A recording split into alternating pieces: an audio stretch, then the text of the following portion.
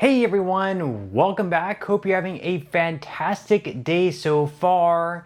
So a senior advocacy group has created a petition for a one-time check for all Social Security beneficiaries for $1,400.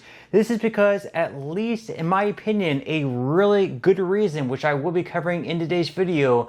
But before we go ahead and dive into for today, if you would like to receive up to $200 in free stock or $200 in free cash, in a pinned comment below, I will be leaving a link to Robinhood.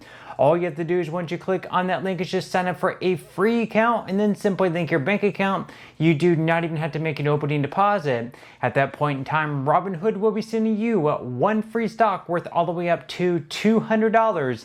And if you'd really just have the cash, all you have to do is once you receive the free stock is just sell it for what it's worth and then transfer the cash value right back to your bank account.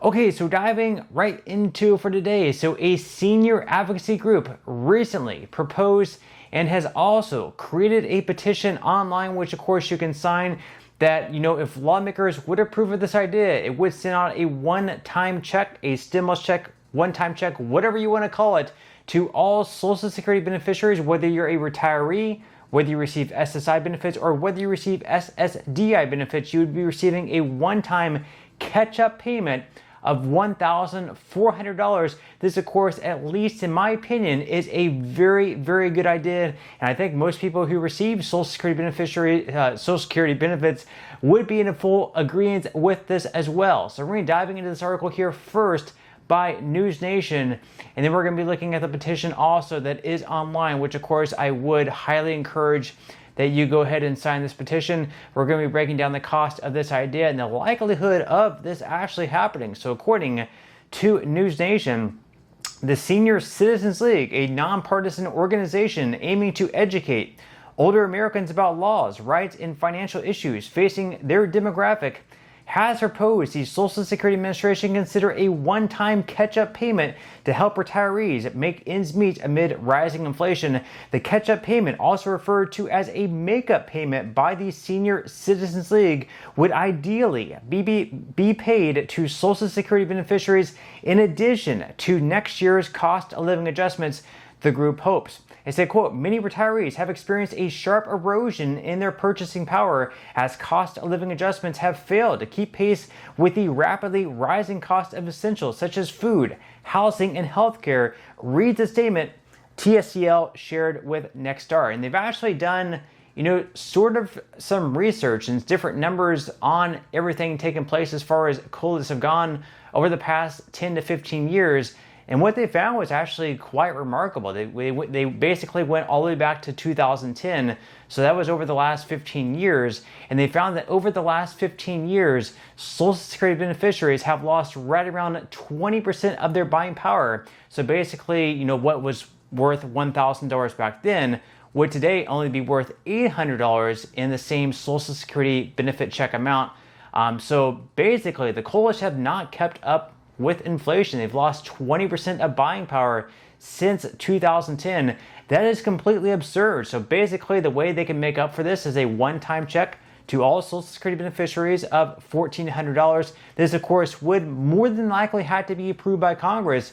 But leave your thoughts in comments below. What do you think about a $1,400 check? Now, of course, the article goes on to say, as far as rising costs in which seniors are facing, which rising costs are seniors facing, in a press release issued last month, TSCL projected next year's COLA to be 2.6%. It was actually recently updated to 2.7%. But even though these increases are designed to keep pace with inflation and help Social Security recipients maintain their buying power, TSCL has long argued that the metrics used to calculate the annual increases, which is they use the CPIW, do not take into account the costs that elderly Americans are paying for things like medicine, housing, and groceries. And they actually have another metric that they do sort of keep track of. It's called the CPIE, and it's basically another basket of goods and services which tracks inflation just like the CPIW does. But in the CPIE, it more so tracks and weighs the expenses that someone,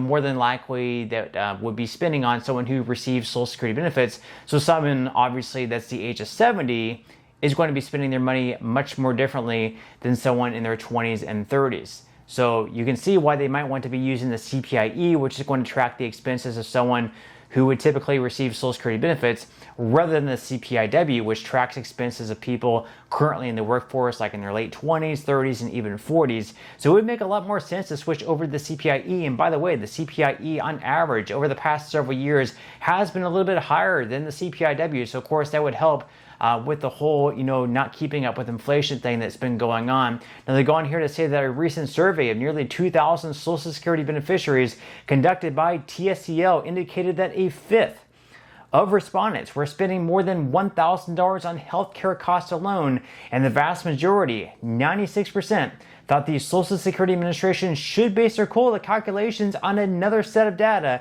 like the Consumer Price Index for the elderly, which focuses on costs affecting Americans age 62 and up. So it's pretty clear there. The majority of Social Security beneficiaries are looking at the cost of living adjustments that they're receiving each and every year, and they're saying, hey, this is not keeping us up with inflation. I'm not able to buy the same goods and services that I was able to last year or the year before that with the cost of living adjustment increases. Something is wrong here. Something is very wrong here. And obviously, it's going to be up to members of Congress to fix this, because I'm not sure what's going to happen. But again, a $1,400 check sure would make up for the lack of COLAs over the past few years. Then how would a catch-up payment help? We go on here to say in this article, they say that TSCL did not go into much detail about the specifics of its proposed catch-up payment in last month's press release, but in an email shared with Nexstar, TSCL suggested the money could be provided to eligible recipients in the same way that the 2009's $250 economic recovery payments were doled out to Social Security and SSI recipients amid the Great Recession. Benton also pointed to the economic impact payments, which provided to eligible U.S. citizens during the coronavirus pandemic, as evidence that special financial assistance can and has been dispersed by the federal government amid times of economic uncertainty. So again, it would come down to members of Congress to, create a piece of legislation that would send out a one-time check only to Social Security beneficiaries of $1,400. I think this would be extremely popular, but then again, we might have other Americans who are not yet receiving Social Security very close to retirement age that might think it's a little bit unfair that they're not receiving this $1,400 check. What do you think? They might be pressured into sending everyone a $1,400 check, but in reality, it's people that have been receiving Social Security benefits that have not been receiving, adequate COLAs over the years that really deserve this money. But leave your thoughts and comments below.